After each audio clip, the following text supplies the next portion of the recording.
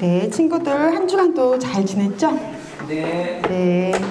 그래요. 우리 친구들 정말 사진 속에서 친구들 각 가정에서 예배드리는 모습을 보면서 김사님이 너무 그 뒷모습을 보면 감사해요. 하나님 우리를 불쌍히 여겨주시고 건져주셔서 하나님과 속히 함께 모여서 서로에게 힘이 되며 예배드릴 날이 오도록 그래서 선생님들이 모두 함께 기도하고 있습니다. 자, 친구들 오늘 제목은 자, 바울이 통치자들 앞에 섰어요 라고 하는 말씀이에요. 친구들 우리가 지난 시간에는 이제 바울이 예루살렘 성전에 오랜만에 왔다가 그곳에서 큰 위험에 처했었는데 그때 천부자 루시아가 나타나서 바울을 체포해서 오히려 구출해주고 그리고 그리고 바울을 죽이려고 하는 유대 지도자들의 음모가 있습니다 라고 하는 이야기를 듣고 얼른 바울을 안전하게 근무를 피해서 가이사라에까지 보내는 그런 부분을 함께 봤습니다. 유대 지도자들은 바울이 전하는 예수님을 수많은 유대인들이 믿는 걸 시기하고 싫어했어요. 허다히 많은 헬라인들이 예수 그리스도를 믿고 돌아오는 걸 싫어했어. 그래서 계속해서 바울을 죽이기로 하고 또 그들의 세력이 점점 더 확장되어 가지 않도록 유대 지도자들이 권력이 점점 더 약해져 가지 않도록 최선을 다해서 막기를 원하고 있었지요. 자, 친구들, 지난 시간에 우리가 이제 바울이 예루살렘에서 가이사라라고 하는 지역으로 호송되어 갔어. 지금 여기는 안 바뀌었겠구나. 그쵸? 지금 사진 이거 바뀌었나요? 화면? 그래요. 그래. 지금 신약시대, 우리 신약성경에 쓰여지고 있는 신약시대의 이스라엘은 이렇게 광대하게 광범위하게 지금 땅을 차지하고 있는 로마.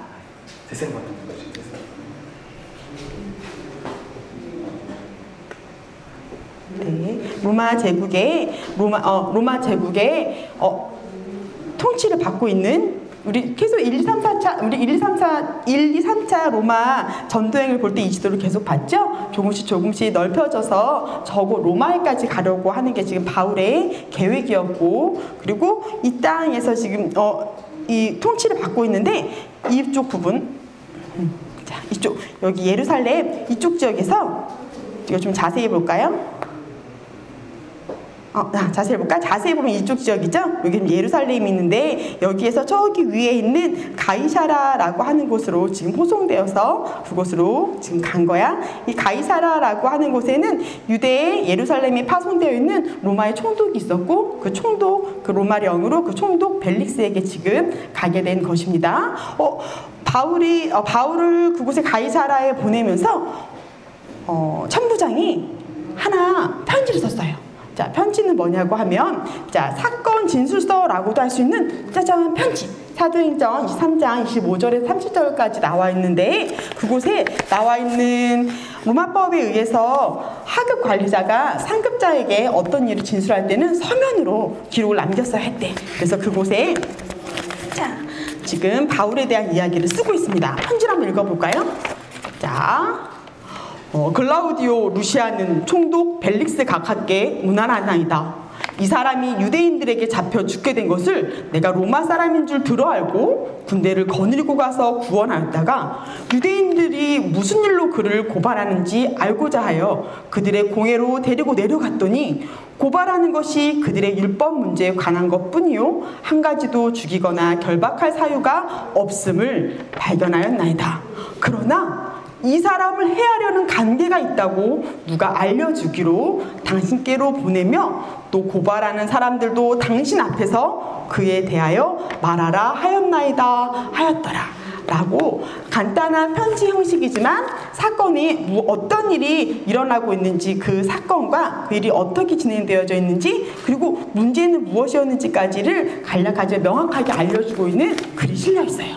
그런데 우리가 여기서 볼 거 뭐냐면 이제는 바울의 일이 유대의 한 종교에 관한 문제가 아니라 이제는 로마 총독에게 의뢰가 되어진 하나의 고발 사건, 여기 고발이란 말이 들어있죠. 고발 사건 재판이 되어진 거예요. 이제 바울이 예루살렘에서 가이사라로 가면서 이제 바울에 대한 것은 종교에 관련되어 있는 일상생활 율법에 관련되어져 있는 민사재판, 그것이 아니고 이제 어떤 형벌을 내리게 되고 받게 되어지는 형사재판으로 넘어갔다는 것을 이야기합니다. 그래서 오늘 바울은 24장에서 26장 사이에 바울은 두 번의 재판을 받게 되고 한 번은 개인적인 모임에서 자신의 이야기, 변론, 자기를 변호하는 이야기를 한 번 하게 돼. 이제 우리가 그 이야기, 바울이 총독들과 왕 앞에서 예수님을 전한 바이블 스토리를 같이 보도록 하겠습니다. 짠! 자, 로마 법정으로 이제 가는 거예요. 로마 법정으로! 영훈아! 고고고! 가봅시다. 자, 네, 법정이라고요? 재판소요? 거기가 어딘데요? 저는 거길 잘 모르고 재판은 죄 지은 사람만 가는 곳이 아니에요? 그래, 우리한테 많이 낯설고 생소하니까 한번 본격적으로 우리가 본문 이야기 들어가기 전에 우리 오늘날의 법정을 잠깐 살짝 볼까요? 자, 이렇게 생겼어요. 지금 이제 국민재판이 시작되면서 바뀌어진 자리인데, 자, 우리가 알고 있는 것처럼 가운데, 영훈아, 가운데 있는 분은 누굴까? 가운데는 이 재판을 진행하고 심리를 진행하는 판사, 그쵸? 가운데 판사, 재판을 판결하는 판사가 있어. 재판장이고, 그리고 원고라고 하는 건 그리고 피고라고 하는 말이 있는데, 원고라고 하는 건 이 사람이 지금 나한테 잘못을 했습니다, 이 사람이 커다란 죄를 지었어요 라고 이 사람을 고발한 사람이야. 그리고 피고, 아직은 죄가 분명하게 밝혀지기 전에는 피의자는 그렇게 고발을 당한 사람이야. 그래서 여기 피고인이 이곳에 앉게 되어지고, 원래 국민참여 전에는 이쪽에 피고인석이 있고 이쪽에 증인이 있었는데, 지금은 이 일에 대해서 이 사람이 진짜 잘못을 했는지, 이 사람의 범죄가 진짜로 이 사람한테 있는지를 가려낼 수 있는 증인이 이곳에 꼭 출두를 해야만 합니다. 그리고 또 피고인은 법률적인 걸 잘 모르니까 그것에 대해서 변론해주는 변호사도 있고, 또 원고인을 위해서 이 사건에 대해서 경찰의 지휘관을 가지면서 검사, 수사를 할 수 있는 검사석도 이곳에 같이 있어요. 로마의 법이 오늘날에 많은 영향을 줬고 아주 뛰어난 법이라고 하지만 지금에 똑같진 않겠지? 그래서 아까 우리가 부장 선생님께서 읽어줬던 본문 말씀에 나와 있던 것처럼 원고가 고발해서 피고가 자기 죄에 대해서 변론할 수 있어. 그렇지 않습니다 라고 변론할 수 있어. 그러면 원고는 아닙니다, 저 사람 정말 잘못했어요 라고 하는 걸 밝혀내는 거야. 그래서 증인이 필요하고, 증거물보다 증인이 필요하겠지. 그때 과학수사가 발전하지 않습니까? 증인이 꼭 함께 와야 하는 것이 법정의 재판이에요. 자, 그런데 우리가 첫 번째로 보게 되는 사건 번호 240123, 뭘 것 같아요?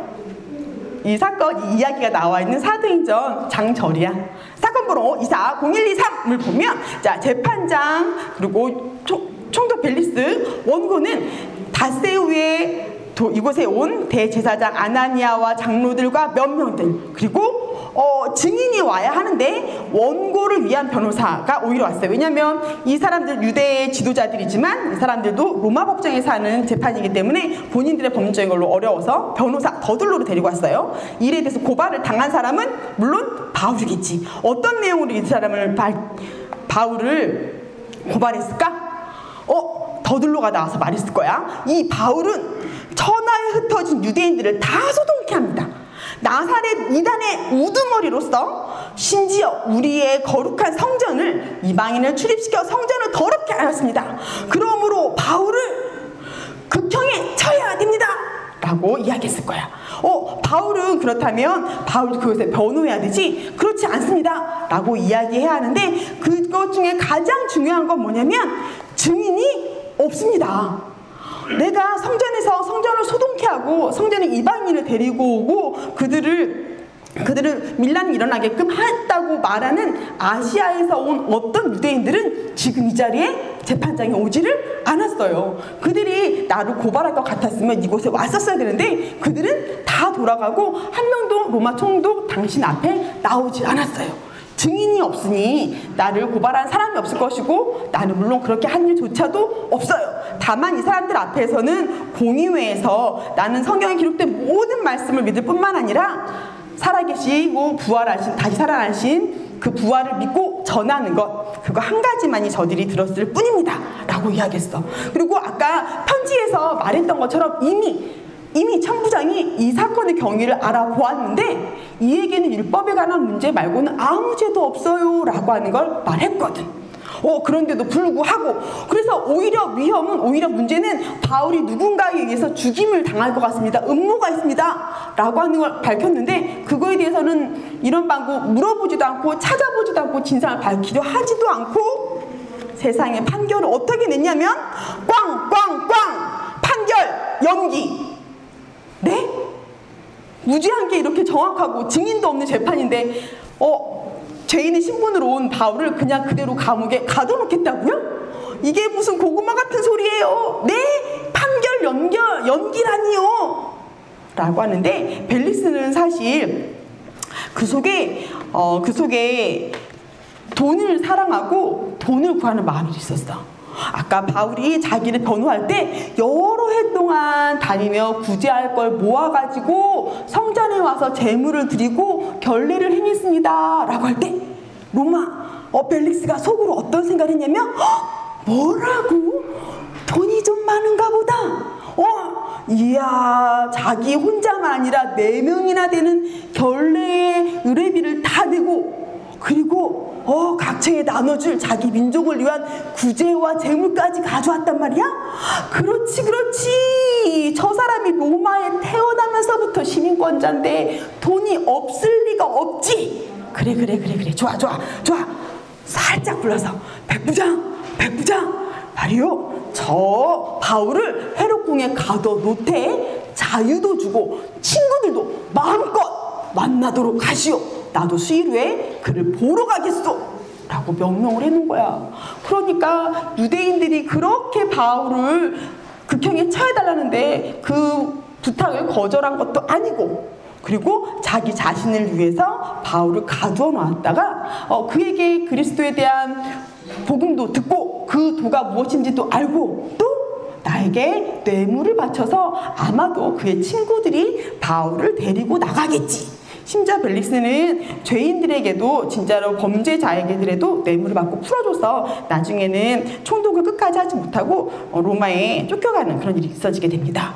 와, 이런 와중에 자그마치 얼마 동안이나 연기가 되었냐면 다음 총독이 부임하기까지 2년 동안이나 그곳에 갇혀 있었어. 이런 답답한 고구마 같은 상황이 다 있나? 그렇죠? 그런데 세상에 지금 보니까 바울이 열심히 나와서 무언가 얘기하고 있는데, 바울은 그러한 벨릭스를 향해서 그를 원망하지도 않고 나를 풀어주시오 하지도 않고 당신은 불의합니다 라고도 하지 않고 그에게 열심히 그리스도 예수의 도를 듣게 해줬어. 무엇이 의인지, 무엇이 정의인지, 무엇이 심판인지 그에게 열심히 강론해 주었대. 정말 진심으로 바울은 그에게 이 복음을 들려주고 싶었던 거야. 그렇지만 그것에 대해서 마음에 찔림 있고 마지막 날에 심판이 있다고 두렵지만 그건 나중 일이고 나한테 돈을 좀 가져오라고 하면서 여전히 복음을 받아들이진 않고 있었지. 그런 와중에 아까 말한 것처럼 그는 로마로 돌아가게 되어지고 새로 부임하는 총독 베스도가 나옵니다.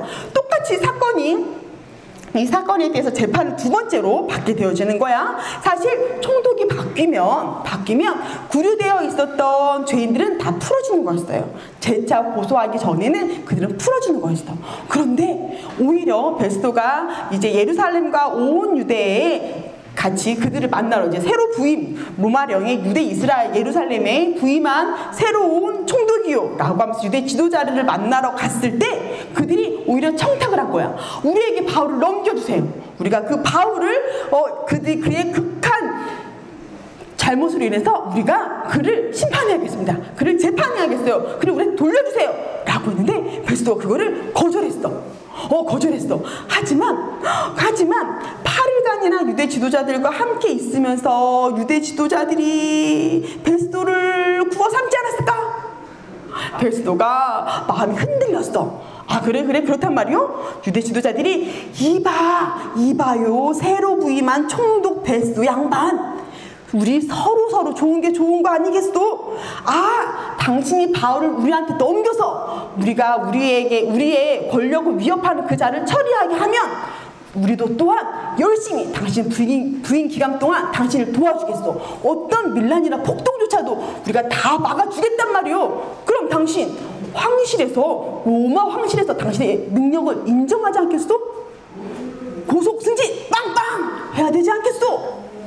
구워 삼는 말 속에 알겠소. 그러면 당신들이 바울에 대해서 재차 고소한 것이라 내가 여기고 가서 준비할 테니 이곳에 가이사라에 올라와서 당신이 그의 잘못을 고발하시오 라고 하고 올라갔지. 그래서 두 번째 재판이 열렸으나, 그러나 예루살렘에 온 유대인들이 올라왔지만 여러 가지 중대한 사건이라고 강력하게 말해서 중대한 사건이다 라고 발전시켰는데, 중대한 사건이기 때문에, 그렇기 때문에 우리의 법 안에서도 그를 사용할 수가 있어요 까지 말하는 거야. 그런데 문제는 뭐야? 여전히 증거가 없음. 눈 씻고 보려고 해도 증거가 없음.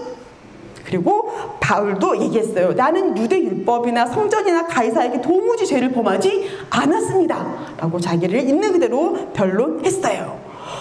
그렇다면 이제 바울을 석방하겠소가 아니라 이미 베스도는 유대인들에게 청탁을 받았고 서로에게 협조한 것이 있어서 다시 유대 재판에 회부하겠소 라고 말한 거야. 다시 유대 예루살렘에 가서 너희 율법에 대한 것이니까 다시 한번 재판을 받으러 너를 보내겠다, 이런 말을 하고 있는 거야.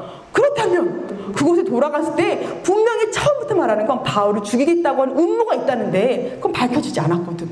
죽게 되어지겠지. 그래서 이런 상황이 됐을 때 드디어 바울이 나는 그렇다면 로마 시민으로서 가이사 황제에게 상소하겠습니다 라고 말을 한 거야. 이거 나오기 전에 이 부분은 아마도 베스도도 생각하지 못했을 거야. 뭐라고? 내가 부임한 지 지금 2주가 채 넘었는데, 그런데 벌써 나이가 다스리는 사람 중에서 로마 황제한테 상소하는 사람이 생긴단 말이야?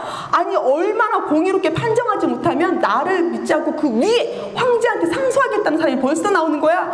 큰일 났네. 나를 그렇게 여길 텐데 하고 베스도는 고민에 쌓였지. 막 머리를 싸매가며 고민을 하고 있지만, 그러나 우리가 볼 때에는 계속해서 이 재판들 속에서 계속해서 재판에 대한 판결을 연기하고 2회 동안이나 그를 가두어 놓고, 그리고는 다시 원래 예루살렘에 돌려보내겠다라고 내어주고 아무것도 하는 것이 없어요. 법정에 굉장히 큰 권력이 있는 것 같고 굉장히 큰 권세와 힘이 있는 것 같지만 그들이 실제로 정의로움을 위해서 일하다기보다는 다 자기 자신을 위해서 일하고 있는 듯한 이 답답한 상황에서 그러나 바울은 어떻게 지내고 있었을까? 아까 베스도 총독은 열심히 고민하다가 이곳에 잠시 인사드리러 온 아그리빠 왕을 통해서 그렇다면 내가 로마 황제한테 상소할 자료가 무엇인지, 바울의 제목, 그래도 좀 이름 붙일 만한 제목이 무엇인지를 찾아내야겠다라고 해서 사적인 모임을 변론하고 그것을 준비하고 있어요. 바울은 그동안에 어떻게 지냈을지 궁금하지? 그는 좀 곧 나올 거야. 아그리빠 왕과 버니게의 천부자 높은 사람들을 배심석에 모여서, 배심석이라고 하는 지금 우리 국민 참여가 조금 다르지만 이때의 로마법에 의해서는 자기가 전문가가 아닌 부분에 대해서 로마 총독이 판결할 수 없었고 그 분야의 전문가를 불러서 이야기를 들은 후에 판결할 수 있었어. 그래서 율법에 대한 것이기 때문에 유대인의 왕이었던 아그리빠 왕을 모시면 이 사람을 통해서 전문가의 안목으로 제목을 밝히겠다라고 해서 모임을 하기 시작하게 된 거야. 오히려 진짜 재판보다도 훨씬 더 재판스럽죠. 여러 배심원들을 모았고 그 사람이 정확하게 어떤 목적을 가진 거예요. 정말로 죄가 무엇인지 이제야 정말로 관심을 가지고 자기들을 위해서 찾기 시작했어. 아그리빠 왕이라고 하는, 아까 잠깐 우리가 신약시대에 이스라엘 사진을 지도를 보았는데, 아그리빠 왕이라고 하는 것은 여기 유대의 이듬해, 유대 사마리아 지역, 원래는 이 지역을 다스리는 유대 왕이야. 그런데 분봉왕이라고 하는 걸 보아하니 진짜로 이 나라 유대 땅의 왕인 것이 아니라 로마의 통치를 받고 있었던 이스라엘 유대 땅인지라 로마에서 임명하고 로마에서 승인한 그런 왕. 너가 저곳에 가서 저 땅을 다스려라 라고 인정해준 헤롯 왕이 와서, 헤롯 왕가가 와서 다스리게 되었다라고 하는 거야.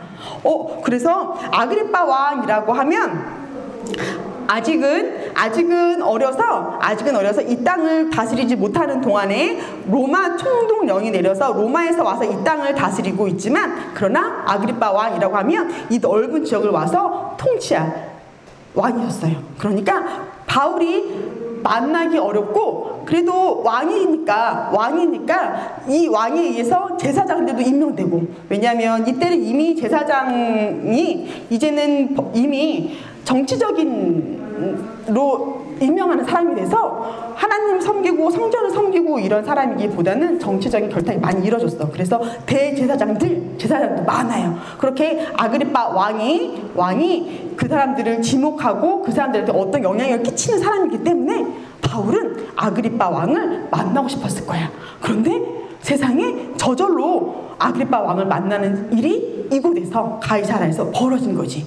그래서 우리 같았으면, 전사님 같았으면 답답합니다. 아그리빠 유대 왕이요, 그래도 당신이 정치적인 왕이라 할지라도 유대 왕인데 나의 무고함을 좀 살펴보세요 라고 할 텐데, 또는 아그리빠 왕은 별로 도덕적이거나 정의롭지 않았어요. 그런데도 불구하고 바울이 굉장히 반갑게 아그리빠 왕을 맞이하게 돼. 그래서 총독 벨릭스와 또 총독 베스토에게 한 번도 그에 대해서 존칭하고 높이는 말들이 없었음에도 불구하고 아그리빠 왕을 만났을 때는 바울이 굉장히 반가워해. 내가 당신 앞에서 변명하게 된 걸 다행으로 여깁니다. 내 말을 너그럽게 들으셔서 내 이야기를 전부 다 들어주세요 라고 하면서 아그리빠 왕을 향해서 아주 반가이 나아가서 이야기합니다. 자, 서로의 목적은 다르지만, 자, 바울이 아그리빠를 향해서 나갔을 때 처음에 한 건 그 얘기였어. 아그리빠 왕이요, 당신도 유대인이니까 우리 조상들의 믿음을, 하나님이 우리 조상들에게 주신 약속의 말씀을 아시지 않습니까? 나도 또한 우리 조상에게 말씀하신 것을 바라서 우리로 이 작은 민족이 큰 민족을 이루게 하겠으며, 아브라함과 다윗을 통해서 이 땅에 메시아를 보내겠다고 하는 그 우리 조상 하나님의 말씀을 내가 믿어서 이 자리에 있는 것입니다. 그런데 하나님이 죽은 사람을 살리심을 당신은 왜 믿지 못하는 겁니까? 우리 조상들을 그곳 애굽에서 건져내서 이곳에 정착해서 민족을 이루고 나라를 이루게, 다윗시대 그 큰 나라를 이루게까지 했던 그분이 하나님이신데, 그 살아계신 하나님이 죽은 사람 하나 살리는 것을 어찌해서 못 믿는 것으로 여깁니까? 우리 조상들이 이 땅에 차지하고 민족을 이룬 걸 우리 눈으로 보았잖아요. 근데 하나님이 죽은 사람을 살리시겠다는 걸 왜 못 믿는 거죠? 하면서 내가 살아계신 그리스도를 만났습니다 라고 하는 이야기를 하는 거야. 내가 다메섹으로 가는 길에 한 빛 가운데서 밝은 빛이 비추었을 때 내가 소리를 들었고, 내가 도대체 누구십니까? 주님 누구십니까? 라고 그 밝은 빛 가운데 둘러 비추어서 내가 그에게 물어보았어요. 그럴 때 그 빛 가운데서 들리는 소리가 있는데, 나는 내가 박해하는 예수라 라고 말하는 거였어요. 내가 꾸며낸 이야기가 아니고 나와 함께 있어서 내가 눈이 멀고 아나니아를 통해서 다시 보게 되어진 것을 내 주변에 나 어릴 때 자랄 때 본 모든 사람들이 증명하고 말할 수 있습니다. 내가 그 다시 살아나신 예수를 만났을 때 그가 나에게 해준 말이, 내가 너로 종과 증인을 삼아서 이스라엘과 이방인들에게 내가 너를 구원해 내서, 그리고 다시 그들에게 보내서 그들의 눈을 뜨게 해서 어둠에서 빛으로 사탄의 권세에서 하나님께로 돌아오게 하겠다라고 하는 말씀을 다시 살아난 예수가 나를 만나서 우리 조상 하나님이 말씀하셨단 말입니다. 이스라엘뿐만 아니라 이방인인 당신, 원래 아그리빠 왕은 유대의 왕이었지만 그는 순수 유대인이 아니었어. 순수 이스라엘이 아니고 반쪽 유대인이었거든요. 이듬의 족속으로서. 그런데 당신 이스라엘과 이방인들에게까지도 이제는 하나님께 돌아오게 하는 그 길을 열어주려고 나를 만나고 다시 살아나서 나를 만나고 나를 보냈다라고 말씀하셨다는 거예요.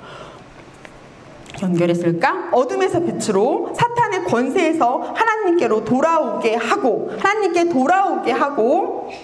죄사함과 나를 믿어 거룩하게 된 무리 가운데서 기업을 얻게 하리라 하더이다. 이제 이스라엘뿐만 아니라 이방인 사람들, 이 땅의 모든 사람들에게 이제 그리스도를 믿음으로 죄사함을 받고 기업을 얻게 되었다는 건 그 기업은 그 가문의 자녀들한테만 줘요. 이 한 집안, 박씨 집안에 있는 유산을 저기 한씨 집안한테 주지 않는다고. 이 가문 안에 있는 사람한테만 이 기업을, 유산을 남겨준다고요. 그런데 이방인들한테도 기업을 얻게 하겠다라고 하는 건 너희가 하나님께로 돌아올 길이 생겼고 예수 그리스도를 믿고 제사함을 받고 예수 그리스도를 믿어 거룩한 무리 가운데서 너희도 똑같이 이제 우리와 함께 하나님의 기업, 하나님의 자녀로서 살아갈 수 있게 되었다라고 하는 걸 전하려고 나를 보냈다는 말입니다. 그러기 위해서 예수가 이 땅에서 고난받아 죽으시고 다시 살아나셨어요. 이스라엘뿐만 아니라 이방인들에게 하나님의 자녀가 되는 길을 열어주신 겁니다 라고 하는 걸 말하고 있어. 그래서 26장에서 많은 분량을 할애하면서 바울이 계속 말해요. 아그리빠 왕이요, 아그리빠 왕이요, 왕이요, 아그리빠 왕이요, 아그리빠 왕이요, 왕께서는 아그리빠 왕이요. 굉장히 간청하고 굉장히 절실하게 이 복음을, 그리스도의 도를 얘기해주고 있어요. 심지어 나와 당신들이 똑같이 되기를 원합니다 라고 하는 말을 들으면서라도 계속해서 읽으면, 사도행전 26장 말씀 계속해서 읽으면 그리고 다시 한번 재차 얘기하는데, 곧 그리스도가 고난 받으실 것과 죽은 자 가운데서 먼저 다시 살아나서 이스라엘과 이방인들에게 빛을 전하시리라 함이니이다. 나를 통해서 나를 종과 증인으로 부르셨지만 누구래? 주체는 그리스도가. 다시 살아나신 예수가 다시 살아나서 빛을 전하겠습니다. 내가 하는 일도 아니고요. 나를 통해서 그리스도가 이 일을 하겠다라고 하는 것을 아그리빠 왕이요, 믿지 못하시겠습니까? 당신이 우리 조상의 모든 기록된 하나님 말씀을, 선지자의 말을 알고 믿지 않습니까? 그렇다면 이것이 이루어졌다는 걸 믿어야 하지 않겠습니까? 라고 아그리빠 왕을 만났을 때 아주 즐거이, 간절히 이야기하고 있는 걸 보게 됩니다. 그래서 우리가 볼 때는 답답한 이 상황 가운데에서도 하나님은 바울을 구원내셔서 증인된 삶을 끝까지 살아갈 수 있도록 인도하고, 그리고 때마다 길을 열어주시는 것을 보게 돼요. 자, 그렇다면 여기까지 말씀을 나누고, 그렇다면 우리는 언제 예수님을 전해야 되나요? 오늘의 말씀을 정리하는데 문장을 하나 완성해 볼 거야. 자, 밑에 있는 이 단어들은, 밑에 있는 각각의 낮자들을 가지고서 밑에 있는 각각의 낮자들을 가지고서 하나의 낱말, 단어로 만들어서, 자, 우리는 언제 예수님을 전해야 할지 문장을 한번 만들어 봐요. 만들 수 있을까요? 우리는 언제 예수님을 전해야? 예수님 전하여 언제나. 보이는 단어는 뭐가 있나요? 예수님. 그렇죠. 네, 그렇죠. 예수님. 자, 언제나 땡땡땡땡땡땡에서도, 그러면 예수님이 어딜까요? 그러겠죠. 예수님을이겠죠. 글씨가 아주 예뻐요. 예수님을, 그렇죠. 언제나 예수님을 썼습니다. 어떤, 언제나, 그렇죠. 맞습니다. 어떤 상황. 네네네네네, 그렇죠. 상황에서도 예수님을 전해야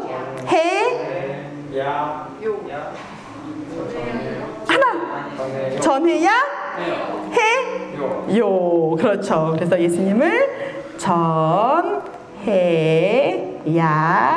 해요. 그래서 그들이 주님께로 그리스도의 복음을 듣고 돌아올 수 있도록 해야겠습니다 라고 하는 것이 오늘 말씀의 마지막 포커스. 네, 말씀을 마치고 함께 기도할게요.